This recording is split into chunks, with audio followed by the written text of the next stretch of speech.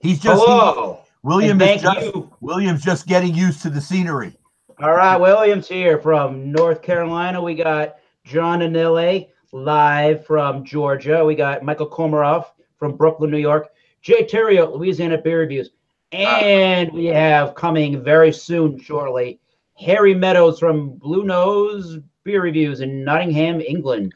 Today, we're going to be doing, or tomorrow, or close to tomorrow for Harry, we're going to be doing green bottle beers. Yes, green bottle, a really interesting, polarizing topic / why the hell would you ever do that? Because it's a topic, and a lot of beers come in green bottles.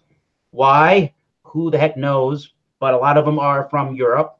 And today, the beer that I've chosen to bring, because I actually never heard of it and just until I saw it, it is from the country of Greece. It's called Mythos. Best before 2018, so it's good until now. And it's a European pale lager at 4.7% alcohol by volume.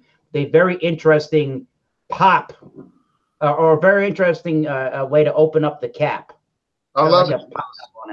Yes, it's gonna pop out. I love Mythos. Mythos. What do you have, William Kepley? Suspense is building. I'm going to grab mine. It's been in the bullpen. Oh, all right. I'll grab it now. I'm with the right-hander tonight. Okay. Okay. Jay is going with the southpaw. We will go with Jay Terrio of Louisiana Beer Reviews. He has Mickey's. Whoa. I'm going to drink Mickey's Fine Malt Liquor, which I've had many times. Could be one of the only American-style beers in this review tonight. It's the only American beer with a hornet on the bottle cap. By the way. All right. Mine is brewed in the United States. Yeah, but it originated in... But it was in Germany first. Britain. Baldwinsville, New York brewed. What do you got there? What do you have? This is brewed in exciting St. Louis. Oh. Budweiser or InBev. Anheuser-Busch. Anheuser-Busch. All right. 5% on the Becks. All right, let's go back to our good buddy holding the suspense. William Kepley, what is your beer this evening, sir? First point, I have a green beer that is guaranteed to not go skunky, which I doubt any of those can make that same claim. Jay has Mickey's. Do you have Mickey's? This will not go skunky. Also, this is a product that I have succeeded in avoiding up until now, but I saw it and I think, well, what the heck? It's summertime. Weather's getting warm here. I'll give it a shot. So here it comes. I think it's surprising for everybody. Could I have a drum roll, please, from John Bonham? Let me present you with Bud Light Lime. Oh, Bud Light Lime. Oh, you cheated. That is Michael Komarov's favorite beer. No, sir. I did not cheat. That's a can bottle. It is a bottle. Hey, that works. What do you know? You fooled me on that one. That is a great option. Eric was not specific, and he did not say a green glass bottle. It's green and it comes in a bottle. You win, sir. There you go. Okay. I read You win. I like that. Okay. Cool. What do you got? What do you got for us? Georgia's own John Anile this evening. What do you have? I have got Dos Equis. All right. I almost bought that. I had not seen this I bought a single. Haven't seen it in this configuration in a while. This is a 24-ounce green glass bottle. Remember how much that cost you? It was, I want to say it was $269 or something like that. Okay. Now I want to remember this before we start examining our individual beers, because I always forget to ask the question first, which is, what are your thoughts and opinions going into the green bottles and about the beers that you have this evening? And before we get to that, we have live joining us from Blue News Beer Reviews in England, Harry Meadows. Welcome. Good evening. And which product are you drinking this evening on camera? I've got Grolsch. Oh, yes. Right. Yeah, in a swing top as well, which Oh, I yeah. don't see swing tops around very often. So Excellent. I can get those. So yes, the question is, before we all get started, is what are your opinions and thoughts going into a green bottle beer examination? How do you feel about green bottles at the immediate moment in time? Let's start with Harry Meadows. What's your thoughts on green bottles going into this examination? I just always think, why? You've gone to so much effort producing the beer. Why then ruin the beer by putting it in the green bottle? There's one thing that kind of filled the air as soon as I popped open that Grolsch bottle, and that was skunkiness. And behind that, there was good flavors, but it was just, there's so much taken away from the beer from using a green bottle. I think it's presentation. That's obviously why they go for it. That seems to me that's why they go for it. But on a lot of my favorite beers, like Heineken, for example, they use a green bowl. I never buy in a bottle as a result of that. Always buy a can of it. But yeah, I always look on them. I look upon them a little bit better than I do when I see a beer in a clear bottle. But still, there's much hatred towards them. Is that your thoughts and opinions, John Anelli from Noonan, Georgia? It has been a while since I've had a green bottled beer that has been skunked. I will say that it does seem like if you pour the beer into a glass, after a few minutes, the skunkiness does dissipate. But, I agree for the most part with Harry. I mean, why not just put them all in brown bottles? That way you ensure that the quality doesn't drop with the skunking factor. Sure. What's your thoughts, Michael Komarov from Brooklyn, New York? I mean, again, what these two people preceding me have said is definitely true, because there is skunkiness possible, but we hope that it's not in the beer that we open, I guess is what it comes down to. Presentation does seem to be, the look is the main reason they probably do it. To me, it doesn't make any sense, because in the long run, the beer has worse of a chance of being successful in a green bottle. Is that how you feel, Jay Theriault, Louisiana Beer Reviews? I used to be more militant about it. And I would say, green bottles are the devil and all of this. And then I started to kind of calm down about that. And I noticed that over the last few years, many years, that I haven't run across too many skunked bottles.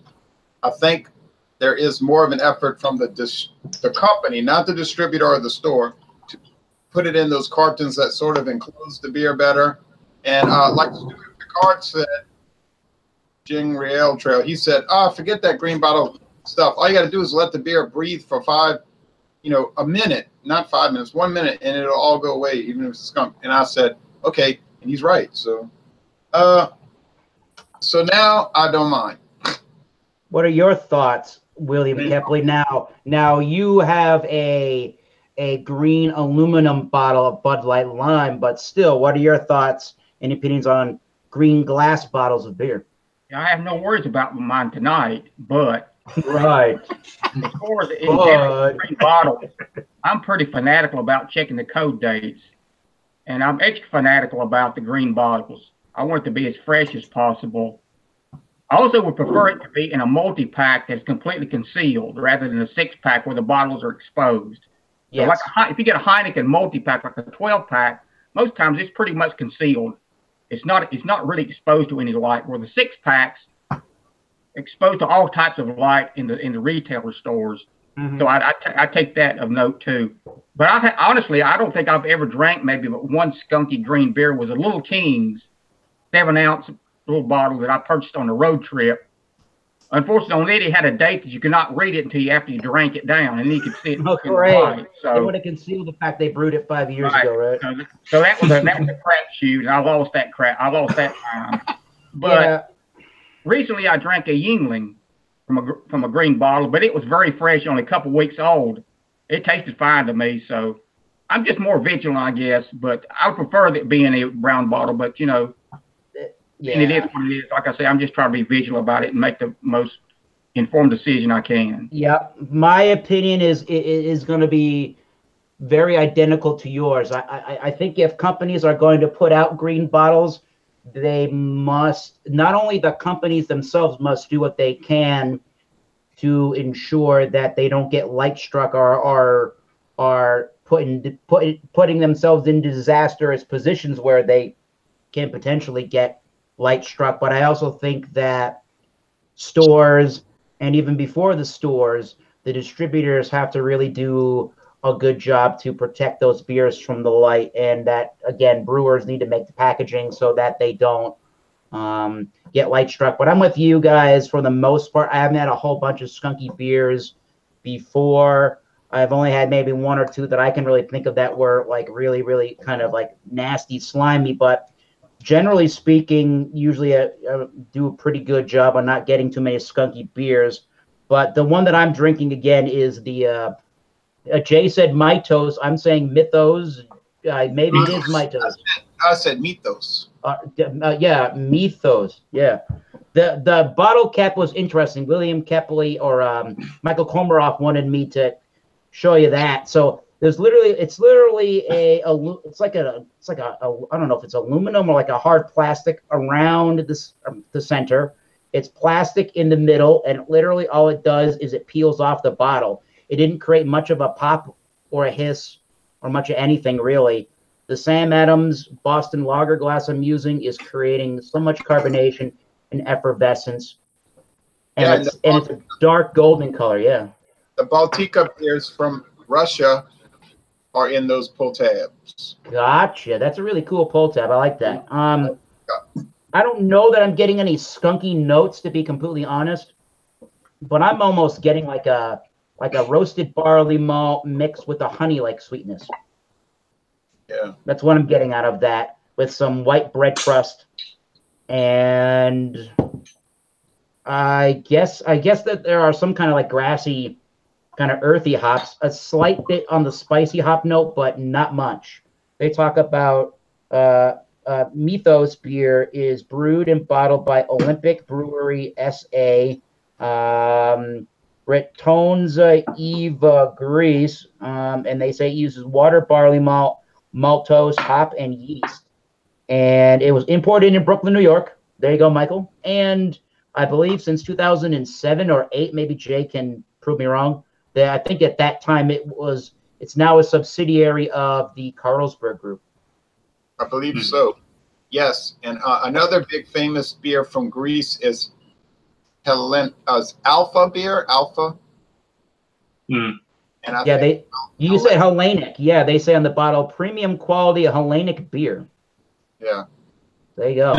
There's Hellenic Breweries, I think, is owned by Carlsberg or someone like that.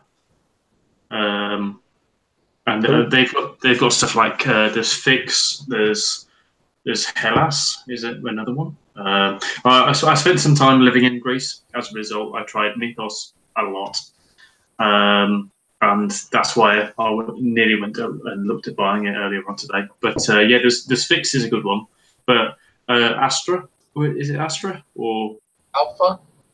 Alpha, that's it. Yeah, I'll never actually review that. I'd like to do it. All right. Let's see. William Kepley. We're all curious. An aluminum bottle, Bud Light. I'm sure we can guess what that looks like and what that smells like. But you tell us now. Phone is going off. Not mine. Like I said, this is one product I had successfully avoided up until this point. But I broke down today and bought one, and it's, I had low expectations, and it fulfilled those low expectations. This is a pseudo beer at best. The lime is prominent in the flavor, but the base beer is so mild that it's almost like it's non-existent. To me, this is like drinking more like a 7-Up or a Sprite. And I notice it does use the high fructose corn syrup. They're not using a brewer syrup. They're actually using the high fructose corn syrup, which adds the sort of the soda character to it. It's highly carbonated, and if this is your thing, you know, it's fine. I really have no interest in it personally, you know, to drink it. But like I said, it was in an aluminum bottle, and it's fresh. And it was green colored.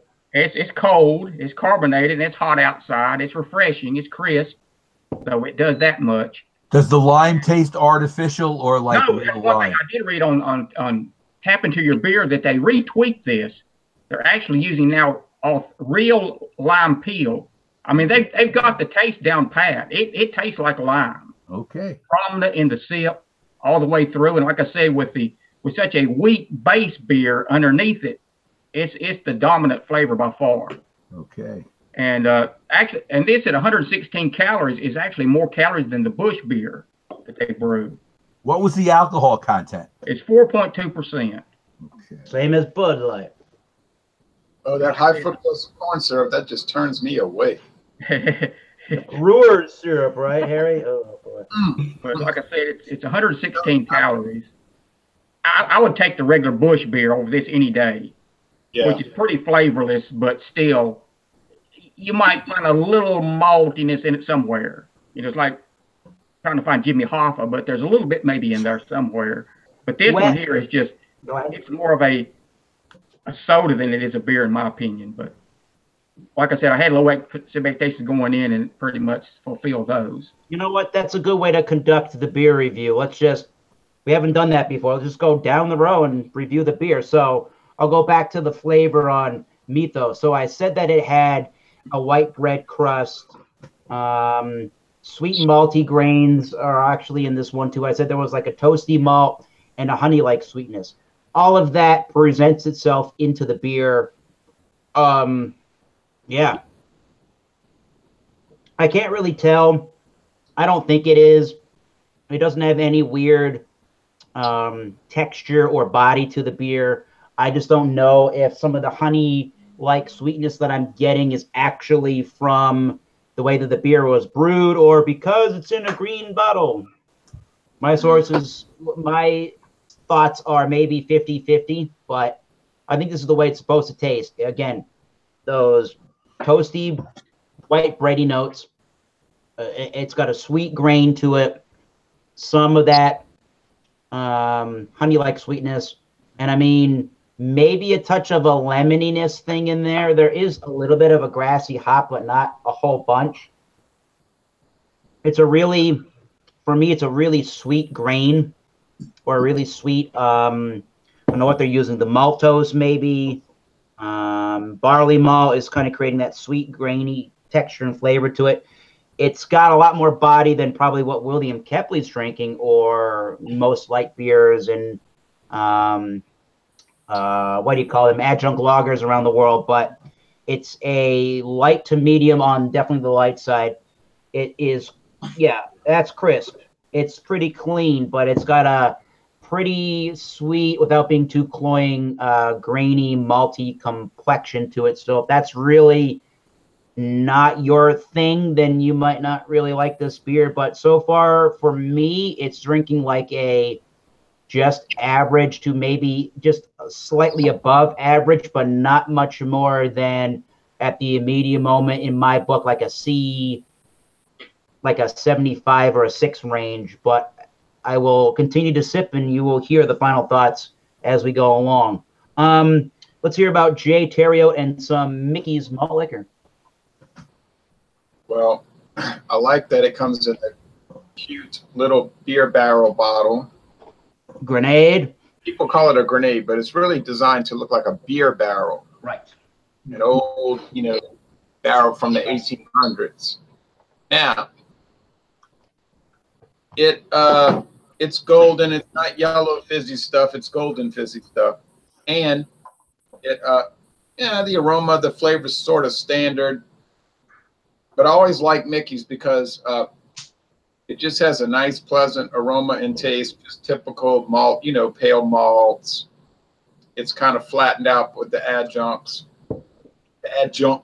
maltose, dextrose, I guess. It's got hop extract. If you're a hop head, you're going to hate it. If you like just what we would call regular old beer, you know what I'm saying? Like your Bud Light, Miller Lite, Coors Light, Pabst Light, Old Milwaukee Light drinkers, they'd like it because it's similar to those, but it has a little or a good deal more body. It's 5.6% alcohol. Foster's, maybe, yes. It's pleasant. There's no off-putting aromas or flavors with it. It's a medium body, medium body, and it's got a crisp finish. Nice glass. Hi? I like the glass. Oh, yeah, well, this is a Negro Modelo glass. They sent, and I want to thank Modelo, Grupo Modelo, for sending me 2 of these gold-rimmed glasses. Cool. Mm. Not to mention the cutting board, the spices, and the $50 to buy Negro Modelo. But anyway. It's nice. It's nice to be a successful beer reviewer. Oh, and I got contacted by Fuller's this afternoon. The lady said, it's really their ad agency, you know. She said, oh, I watched your video. I'm sorry about the beer being outdated. The ESP. I said, oh, well, no big deal. Didn't seem. And your buddy actually liked it, right? Your pal who drank with you thought the beer was really good, the Fuller. Oh, he just couldn't get over it. He loved them so much. And she said, well, I'll tell you what, we'll send you some more ESB if you'd like, because we sent you outdated. I said, no, that's not necessary. I don't think it really mattered. I said, but of course, it's up to you. I said, but I don't think it really mattered, to tell you the truth. But she seemed concerned about it, you know, like, you know, it made him feel funny. Like we sent this guy beer to review and we sent him outdated beer. I guess it is. But I had to admit that on camera. I couldn't just, you know, what was I going to do? Cover up for it? That's a good company right there that's looking out for their consumer. Right. And so, and I might add that Miller never sent me any beer through the mail. Okay. Just money, right, to buy it? Not nope, Miller. That was Modelo. Oh, there's the Modelo plug again. Woo. I'm not making that statement in order to make an oblique request for free beer. I'm just saying, but the guy from Miller did walk up to me and stick a bottle of Miller Fortune in my pocket once. That was your fortune that day, huh? That was before it even came onto the market. It was just, it was in a silver label that said sample bottle.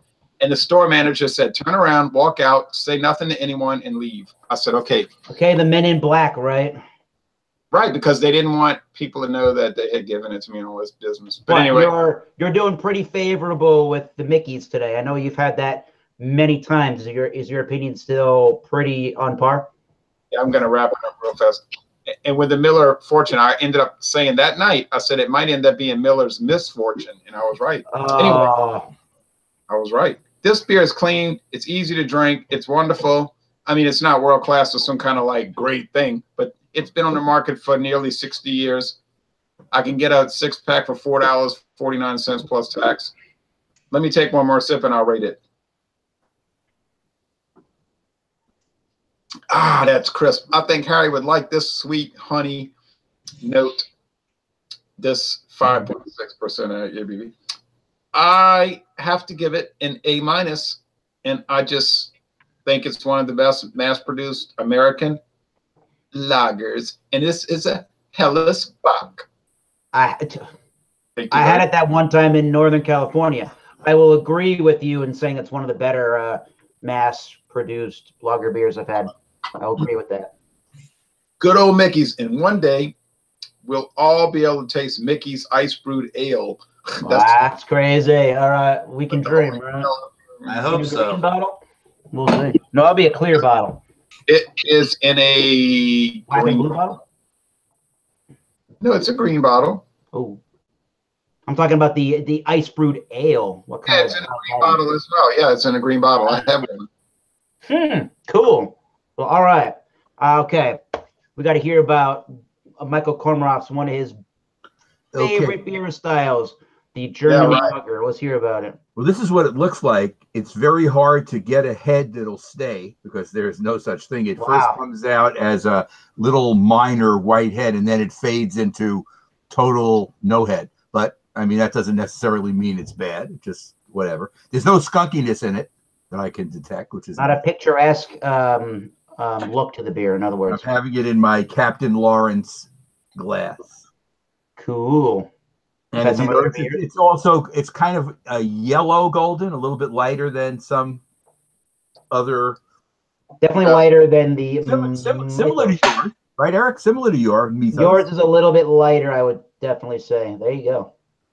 How does it smell? The nose, and since this group especially is well into this type style, you can appreciate the nose. It's all grain. That's all I'm getting is just like a grainy, typical for this style. I mean, that's what I'm getting.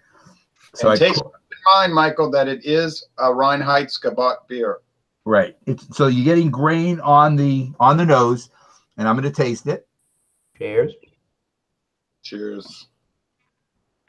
Well, there's nothing off-putting in the taste. It tastes like a lot of other, and I'm not going to use the word macro, but I may as well use the word typical macro lager type in this beer. Look, I guess my problem, and this is not, Harry doesn't know me, so he doesn't realize I'm mostly into craft beer, but it's not like I won't drink this, and it's in a green bottle, and I look to get one from Belgium. Eric, what was the one I was looking for? I was trying to get him to see Harry if he could find in his area the Saison DuPont. That comes in a green bottle, and that would be something more to my liking than that beer's so good. That's so delicious. And I live in Brooklyn. I'm not willing to travel around, to find it. I'm sure it's available somewhere around. Yeah. My food co-op didn't have it. But anyway, the taste is fine. There's nothing objectionable about it. I can't see me giving it a 95 though, but it's no, me either. But it's certainly a passable beer. And I will say one thing, and we'll see, we might get some controversy. It tasted better when it was brewed in Germany than it does now. And I really can say that with memories. So I'm not saying the recipe has changed. Jerry. No. And if there's controversy and if people disagree, that's okay too. But it could also be the St. Louis water might be different than the water in Germany. Well, it's not Flint, Michigan water, I don't think they're shipping the water from Germany to brew it. So that could be the difference. I didn't find any difference in the flavor, but what do I know if German beer is converted to American? Hey, it's a sad thing that they don't make the Beck's dark anymore, but they do not. The Sapphire was pretty good. They don't make the St. Pauli Girl dark. Retraction, excuse me. Sorry. Do they still make Beck's dark, as far as you know? Yeah, I got confused. It's the St. Pauli Girl dark they no longer make. But there's nothing wrong with this beer. I'm not saying that there is. It just seemed to have, and I guess you could ask me, how is the taste different? It just seemed to be more full-bodied in the German variety to me. Okay. And again, it's on. I haven't had it in years. How long has Budweiser owned it? I think InBev bought it out in like 2003, and then it slowly they shifted production to North America around about 2012. But interestingly, the St. Pauli Girl brand, also from Beck's, is still made in Germany. So you could do a side-by-side. In other words, you could get Beck's and St. Pauli Girl, which are very similar in their ABV and calorie count and IBU. And then you could sort of like see if there's a vast difference. But you'd have to do a blind taste test. Right, because if you knew which one was first, then you could, it would adulterate your tests. It wouldn't be good. Right. So it had to be at least 6 years ago that I could have had one that was brewed in Germany, 6 or 7.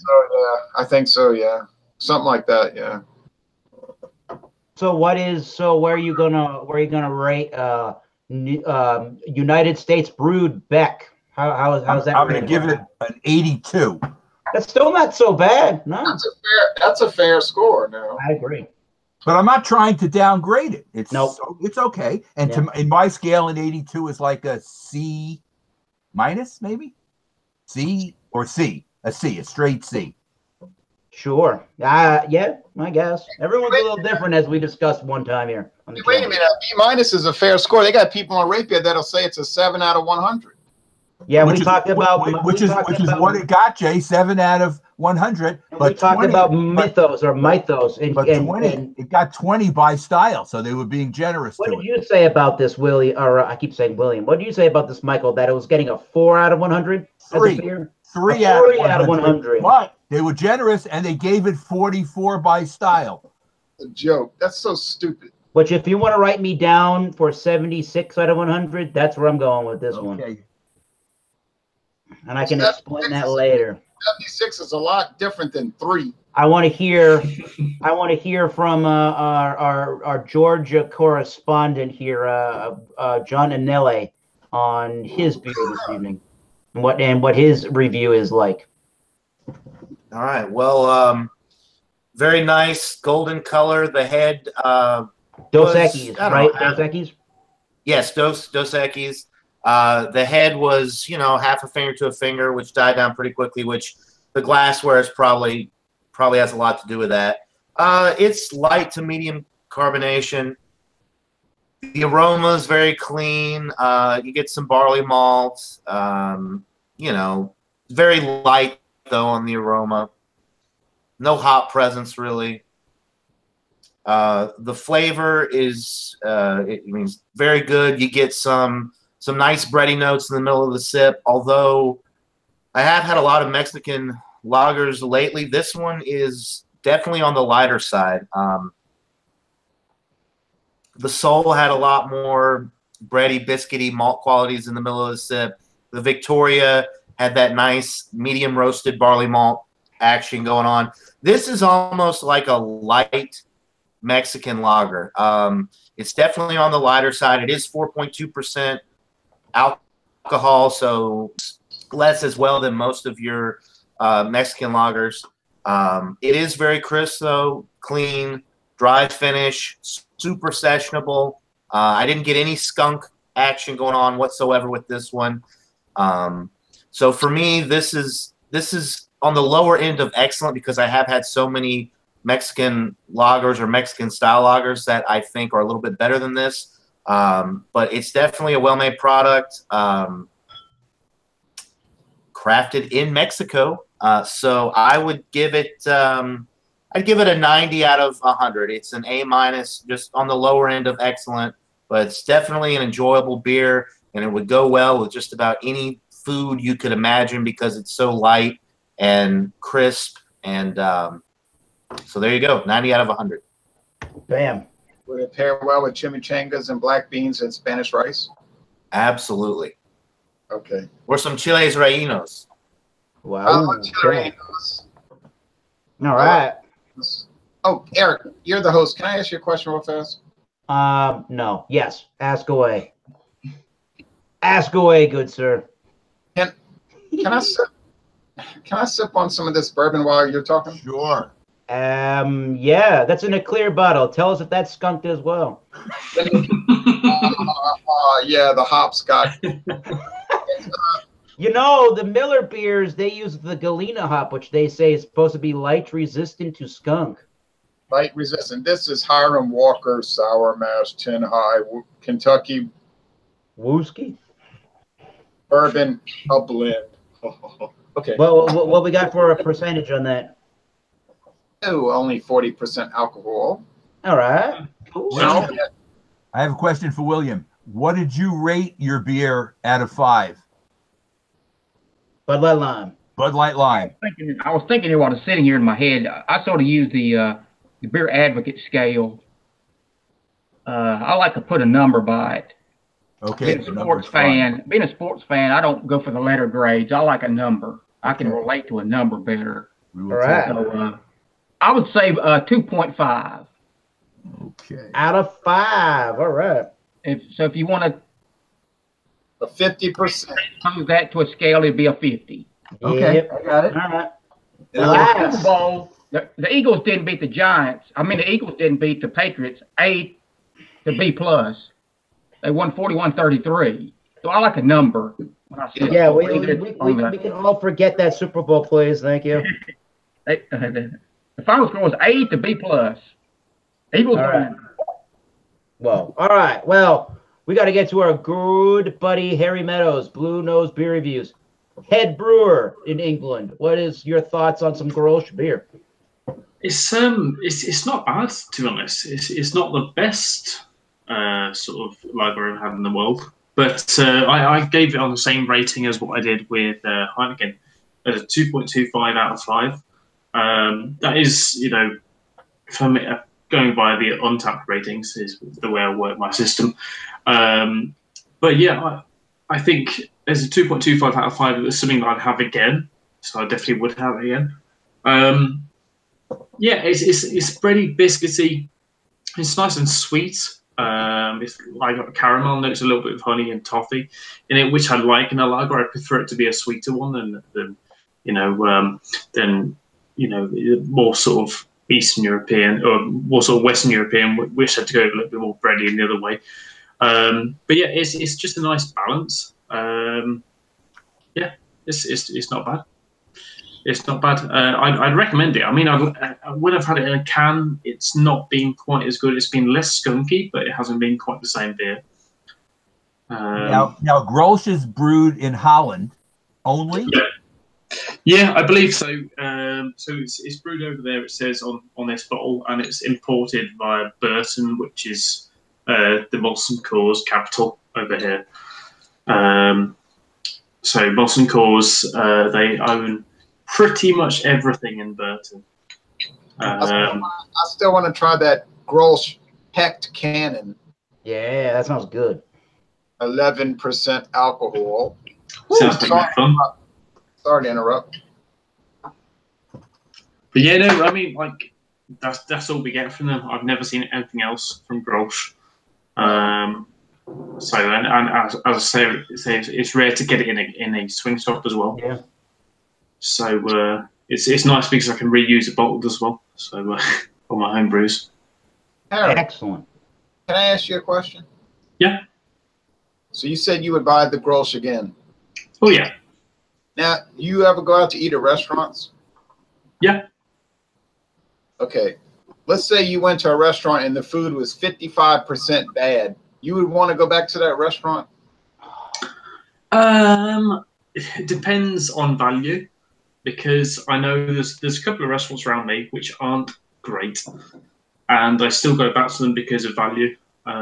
Sometimes when you're really, really lazy, you can't be bothered to eat, can't be bothered to, cook yourself. You still go back to that restaurant knowing that you can get a good meal for an okay meal for a cut price. And I think it's, for me, sometimes it's the same with beer. Sometimes I can't be bothered to review. I will happily drink something that is substandard, in my opinion, in terms of, it's not craft and it's not the best of the best, the creme of the I'm just curious because I might be the same way. Because I'm thinking, while you're talking, I'm thinking about a lot of the places I get food from. And yeah, they might be 55% bad. Yeah. But as long as what you're eating is good, some of the other stuff they have on the menu really doesn't matter to you. No, I'm talking about what I'm eating. No, because he drank the Grolsch. So what I'm eating is 55% bad. Like, I'll give you an example. Today I went to Churches and we split, me and Pablo and I meant to say. So I say, Pablo, you want to split that 2 can dine for $5? He said, yeah. Okay. So we got 5 pieces of chicken, 3 spicy, 2 mild, a container of mashed potatoes with gravy, a container of dirty rice, and 2 honey butter biscuits. And then I had a coupon for a free apple pie. Okay. So, I'm thinking to myself while Harry's talking, I said, can I honestly say that food was good, or was it just something to eat because we were hungry? It was $5.50 for 2 people after tax. So I can maybe go along with the concept of you just don't feel like doing any effort, so you make any effort, so you just buy the product. So maybe maybe I have to indict myself. Wow. But I gotta ask. Michael Kormaroff. Now that we've gone through hearing about some different green bottle beers, one aluminum bottle beer, and one swing top beer in a green bottle, including Beck's beer brewed in the United States. And knowing that you're not the most giant fan of a lot of the different styles of the lagers that we've been drinking this evening, have your opinions on any of this changed? Are you exactly where you were when you started the review? I'm where I was where I started, and I'm happy that nobody did get any skunky beers, because had one of us even gotten a skunky beer, I think it would have set off a firestorm, because what we brought up in the beginning, the fear that the beer would be skunky, you know, it turns you off. It's not a positive thing. And anybody who has any feeling for beer at all doesn't want to see it skunked. I mean, it's not the way to go. If you want the skunk experience, if you want the ultimate skunk experience, go buy a clear 40-ounce bottle of Bud Ice. Ooh. Okay. Woo. But isn't Bud Ice in a brown bottle? Oh, not the 40-ounce. It's clear. 40 ounces in a clear bottle? Yeah, I've only been able to see clear bottles of that beer ever. I can say that the 40-ounce bottles of Bud Ice are no longer skunked, or at least they haven't been for a while, because I buy Bud Ice in the 40-ounce bottles all the time. Okay, well, that's good to know, because when I was trying them, they used to taste like skunky slime. Ugh. Doesn't Bud Ice also have a quart bottle? I'm getting rid of it, so don't worry. Audrey, get it. Get the phone, Audrey! Woo! All right, Michael Komarov is getting the phone, Audrey. Unfortunately, this is a common practice. All right. Sorry about that on my end. But yes, go ahead. Yeah. It is in a clear bottle in the quart. It's in a clear bottle in the 40-ounce and in the 22-ounce and in the 12-ounce, but it's a brown bottle in the 18-ounce. That's the story on that. Well, there you go.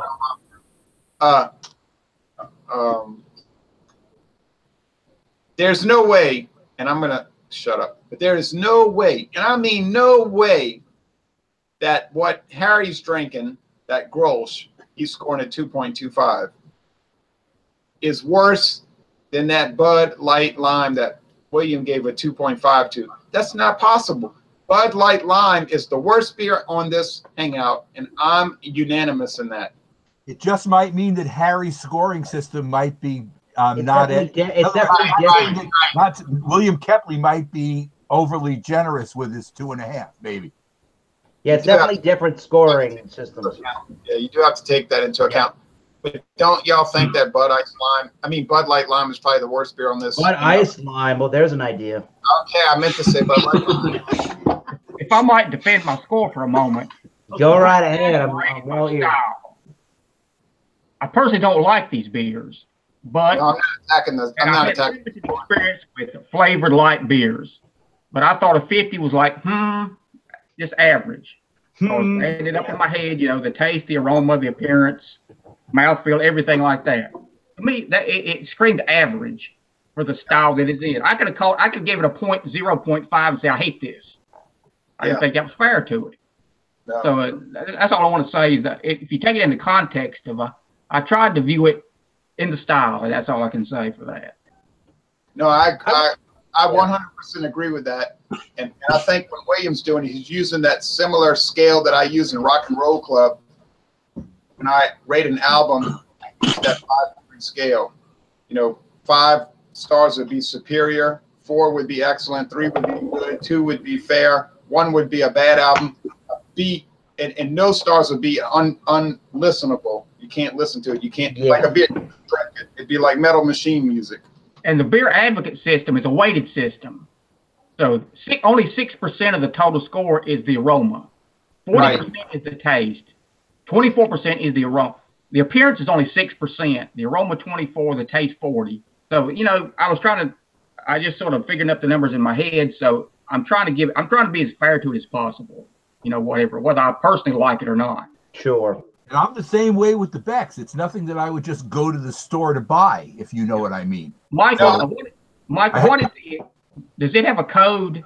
Let's see. Becks? Let's see if we could tell on this thing. William is the code breaker. William, I'm not attacking your rating at all. I think your rating is totally fair. I'm just attacking the beer itself. Okay. Okay, William, this is what it says. You tell me what you think it means.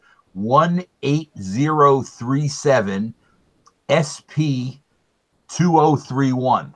Okay, that's the 37th day of this year, which would be February the 6th. So we're talking about 3.5 month old Becks. Right, and the S would mean it was brewed in St. Louis. Mine was brewed in Columbus, Ohio. Mine is a C, and mine was brewed on the 100th day of this year, which would be April the 10th. So it's still pretty fresh within their freshness window. But yeah, that one is roughly, let's see, we're in the 150th day of the year. That was 37th day. So it's 113 days old, basically, if you want to crunch the numbers. Now, somebody can tell me, are this type, and this is a lager? Yes. Beck's is a lager. So yes.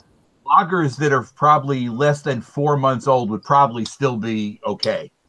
It's it's IPAs you worry about more than this type. That's not optimum, but it's also nothing really to worry too much about. It's still, now if you got a double IPA was 137 days out, you might want to. You know what? Let's go. I say we go to an actual source of a head brewer for this question. How do you, Harry Meadows of Blue Nose Beer Reviews, think about dating and freshness of beers? It was something I looked at when I was speaking with Jay yesterday, talking about lagers and things like that, and how I've had quite a few lagers, mass-produced lagers from ABK Brewery, which is a brewery in Germany, and I had them last year, had them just before July, had them about 4 days before their best before, and they were still tasting phenomenal. They were tasting really, really good. But, compare that with an IPA, it's not going to be quite the same because the hops will have faded. They will still be there, but they will have faded. I think I've got a calculator on my computer at work of how much different hops fade every kind of 3 months or every month, and their supposed fade rate. But so different hops fade at different rates, of course, and different conditions in which the beers are kept. But generally, lagers are going to be fine because most supermarkets or stores will keep them refrigerated. Of the thought that people are going to be buying them, and drinking them immediately, having them cold. But anything ale or IP or kind of like craft stuff aside from that, my local supermarkets tend to put it keep it in a lovely warm warehouse. Don't refrigerate it. Don't really care about it. It's just about the macro stuff. Oh, that's bad. But yeah, that's all I see all the time. We've discussed this before too. Founders has this triple IPA called Devil Dancer. And I would have some of that, unfortunately, after it was past its time. And it just reverts into a barley wine. Mm-hmm. Right. I was going to say that. Your top hops fade. And what you're getting is you get it becomes malt laden. The hops are still there, but they become background notes. They're not the leader anymore. It's still a fine beer because it's quality. It's a quality beer. So it's still good, but that's not what they were intending. They want you to drink it fresh. If you can't get it fresh, I don't know how you can, justify buying it, right? But if it's there, again, Founders is from Grand Rapids, Michigan. Where is their distribution? How fast do they get it to Massachusetts, New York? I assume we all get it. Do you get Founders in England? Yeah, loads of Founders. Okay, so it's an international beer then. It does get, so everybody can get some.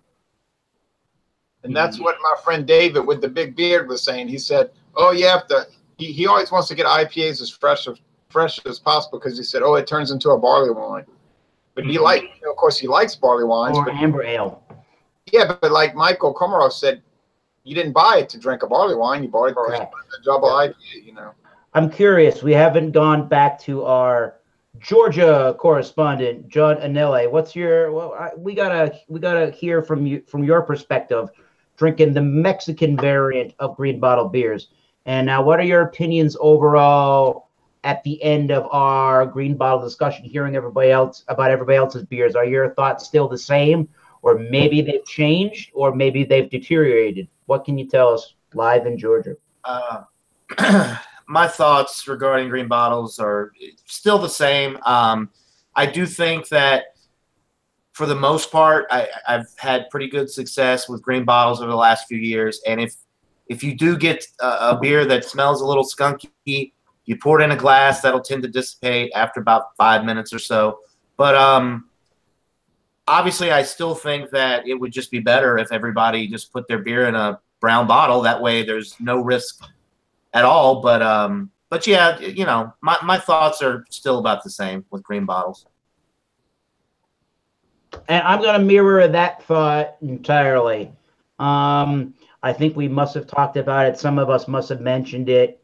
And I think Harry did. I think you did as well. I think maybe Michael Komarov. I think we all did, basically, besides me, which was they must just do these green bottles for out of some, I don't know, that's the kind of a color of a bottle you think of when you drink a lager beer from the European continent. Now, I can say one of the things I like about a green bottle and a clear bottle, if you will, more so than in a brown bottle, is when they do some etching or like embossing in the bottle. It really shows up really nicely, which is kind of cool.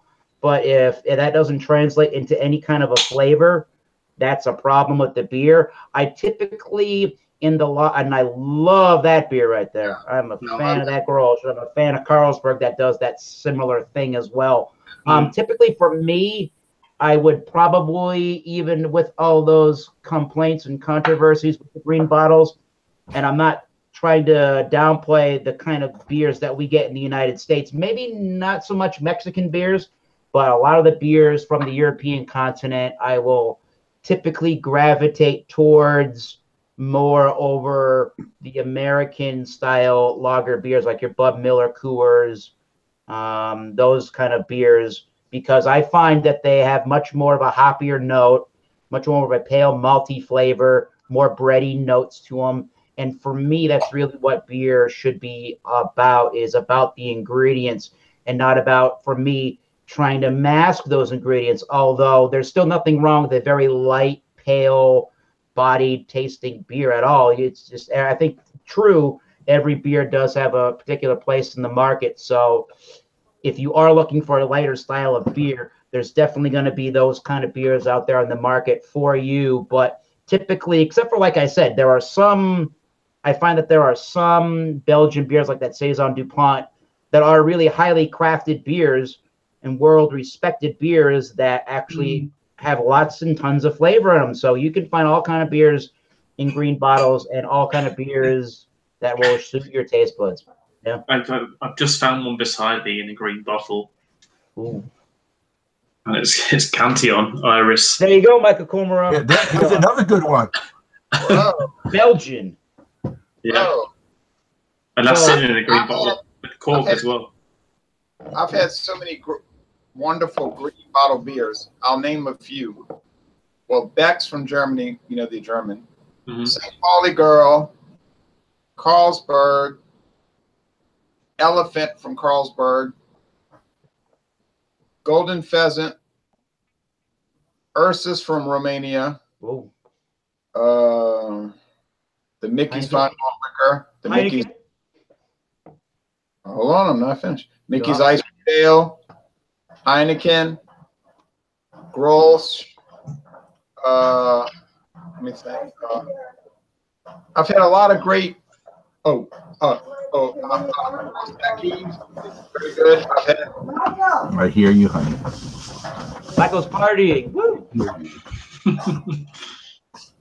To the moon, Alice. To the moon. Is Bryce literally here? Audrey Meadows. Hey, no, but I've had great beers like I'm thinking of some other green label beers. Lord Chesterfield Ale from. I do like that beer. That is a good one. Yingling. It's green. I was thinking about that before we went on air. I said I got to go look for that beer. I don't think it's around here anymore. They tried it out at my local store and it kind of bombed, you know. But people are weird around here. If it doesn't taste like Bud Light, I don't like it. It's too strong. You know. No, it's so probably a true statement. It probably is. No, literally, that's true because the man that lives next door to me, and these people are dedicated and deep speculative Bud Light drinkers, believe me, they can drink Bud Light like there's no tomorrow. Wow. So you can't like disrespect their prolific beer drinking habits. But I brought some Modelo Negro over there one time. I was like, Jerry, try this. And he humored me. You know, he's like, oh, yeah, that's pretty good. But I'm thinking to myself, he probably dumped it out when I left, the rest of it. But you know, all these great green bottle beers, they're out there. They exist. Now, is that what we want? Should people brew it all in a brown bottle? Well, yeah. I wish every live album did not have piped in music, but I mean, I have to admit, Kiss Alive and Unleashed in the East, they're still really good, even though they're not really live, you know what I mean? But so we want the brown bottle, but we don't get the brown bottle all the time. So we live with it. And I can live with Yingling, Lord Chesterfield, and not to mention, well, Ballantine, that's no longer applicable because it's in a brown bottle. And you know, I said at the beginning of this, I don't really care. 99 out of 100 times it's not skunked anyway. So, hey, you know, fine. I gotta ask William Kepley what his thoughts are. Has his opinions changed, or are they the same about green aluminum bottles versus other aluminum bottles? It wasn't the music that was piped in; it was the audience that was piped in. That's what I meant to say, but I'm drinking this 10 high. So you know, it's the audience that was piped in, and then they did studio cuts and piped in the music. And even Elton John did that years before with Beating the Jets. So that was nothing new. That was a studio recording where they added the audience as an afterthought. But on the green beers, you can't underestimate the corporate pride of these companies have. If they get associated with like green beers, if that becomes part of their identity, they want to stick with that. You think of Heineken green bottles, Rolling green bottles. You're They're stubborn to change. There's a corporate inertia, and they get attached to these, you know, whether it be a brand, an insignia, a logo, a catchphrase. They like to stick with what that identifies the company with them. So I don't think green bottles are going anywhere. You know, I think if your company has an identity with a green bottle, they're going to live with the consequences of it. I mean, even like with Corona's turned it a negative into a positive. What if our beer's skunky? Just stick a lime in it. No problem. Drink that. It's almost that skunky became normal, right? In a sense, and so you know, that's the way these corporations work. You know, they're always finagling to get an advantage. We have our good buddy Gabriel Salaya watching live. Hello, I am here. He says, if you say that Bud Light is heavy, then try Budweiser 55. Yeah, no one on this panel ever said Bud Light was heavy. No. In terms of body, Twiggy had more body than Bud Light. So. Right. Oh. All right. The thing is, you should try our Bud Light. Our Bud Light is Bud Light Light. Because it's only 3.5% and it's super light, and I don't buy it. Whoa! What for? Harry, if you came to America and tried our Bud Light, you would think it was chewy. Oh yeah. You're chewing the cereal in that grain. Yeah, right. Like what was I gonna say? It's like drinking an Amstel Radler, right, Jay? Oh, and that comes in a green bottle, and so does the what was that Radler from that's from Amstel, right? Yeah, the Amstel Radler. Yeah, right. Like 3.8% or even lower, right? No, 2.8. Damn. I said you could serve Amstel Radler at a Baptist church picnic, and people would think it was lemonade. I found a perfect way to wrap up this review and this examination. And Gabriel Salaya just said it live on our chat. He says, the green bottles aren't going anywhere but in my stomach. So, congratulations, Gabriel. Eric, let me say this on air. Yes. I am part of some beer groups on Facebook, and one of the beer groups, they lost their salad. They found out that Valentine Doing some construction, Michael? That's Audrey heading upstairs. That's some loud stairs. Hey, It's a spiral staircase. That's why you could hear it. gotta love those spiral staircases. We're going to mute you for a second. No hard feelings, I hope. She's up there again. We can come back. Okay. Ding, I just dang. wanted to be known on air. I'm not against spiral Scott Robinson's drinking a Carlsberg Live right now with us. Hello, sir. In a green bottle, because it also comes in cans. And he retracted his statement just now, but that's what he said. Oh, you know, these people are always retracting their statements. Hey, Go ahead. I can't remember what I was going to say because I was thinking about that spiral stair. Oh, a spiral stair. Good whiskey, huh?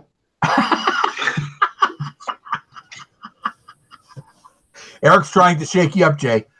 Well, I take great offense to that statement. You see, Eric, this is why we have.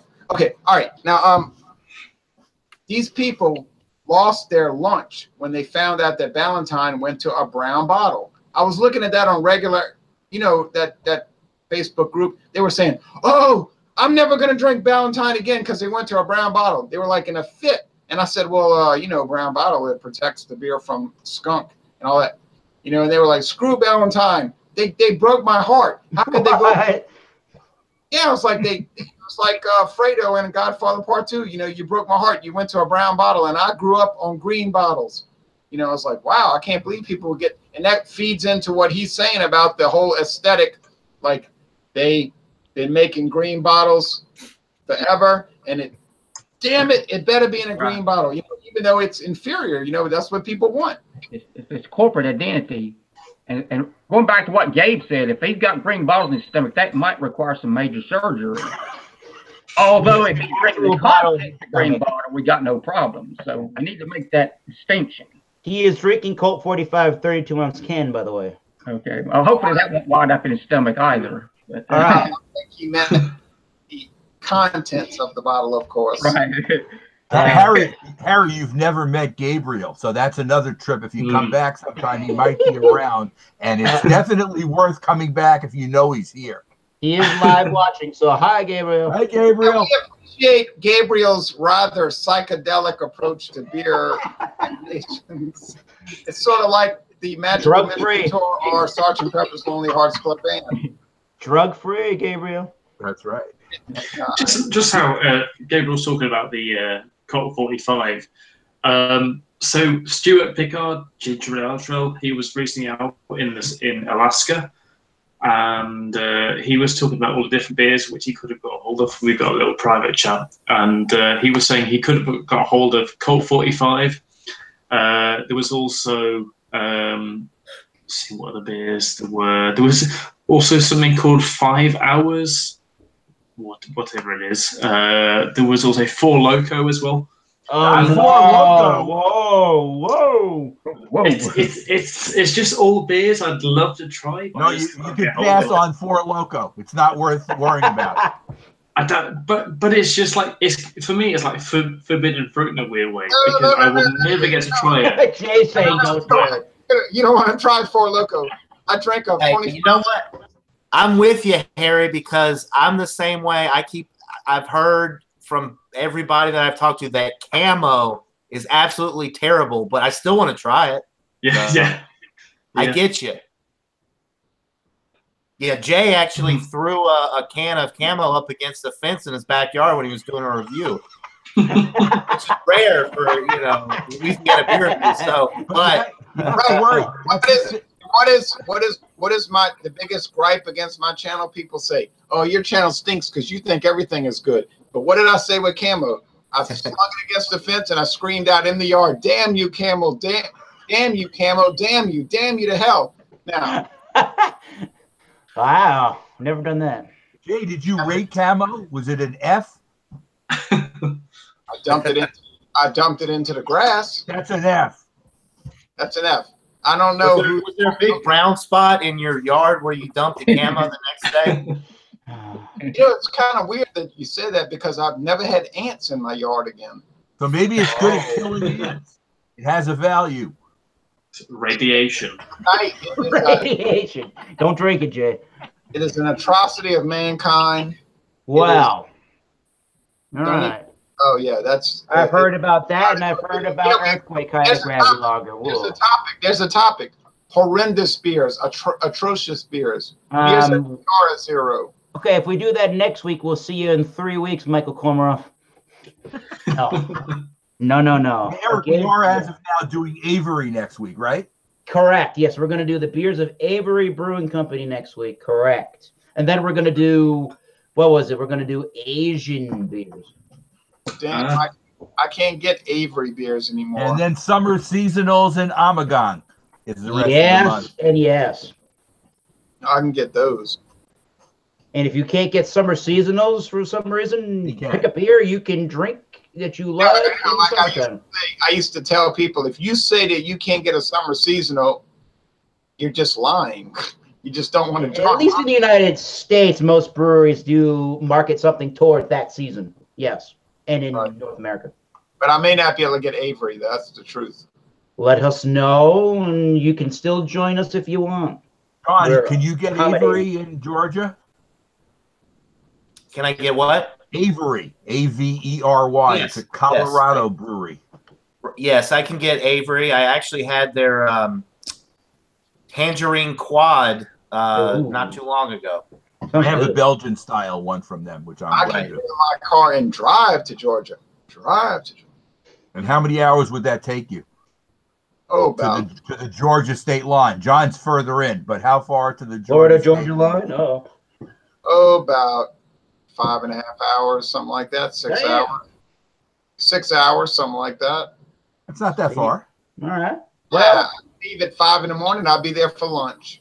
And that's about the same distance it would take me to get to Eric. Maybe Eric's a little bit closer. Maybe Eric will only be 5 hours from me. So yeah, I'd say y'all should meet up. Get your Avery beers. Let's join back here. 7:30 Eastern Daylight Time. That is 7:30 for the rest of the world in New York City time. So join us then. We thank you, Harry, for showing up to this one late on English time. Thank you for joining. Thank you for joining from Georgia, John in LA, Michael Komarov, Brooklyn, New York, Jay Ontario. If you don't know who he is, you've never used YouTube before. Louisiana Beer Reviews. William Kepoy has been on and off. Let's get him back on the channel more often. And Thomas Metal 75, the Massachusetts Beer Reviews channel of YouTube. Anybody have any final thoughts? My final thought is this Friday, Tyler is doing Southern Tier, if anybody can participate. Tyler Manson. Problem. I have to work at bingo. Hey. All right. One Bud Light at bingo. Harry, if you come up with any topics, why don't you let us know? Yeah, I'm sure. I'm away for the next couple of weeks. Well, next week and a bit, I'm in Turkey. But yeah, I'll try and come up with something and share it amongst you guys, because my Wednesday evenings I have a really late start on a Thursday, so I can do hangouts for hours. So yeah, I will try and come up with a couple of things and share them amongst you guys. Cool, excellent. So again, we'll see you on Friday on Tyler Mansell's channel, 7:30 Eastern Daylight, New York time. And we'll see you back here every Wednesday, 7:30 Eastern Daylight time, New York time. And until next time, keep tasting those great beers. Cheers. And we will see you all soon. I'm going to go try some Cigar City IPAs. Cheers.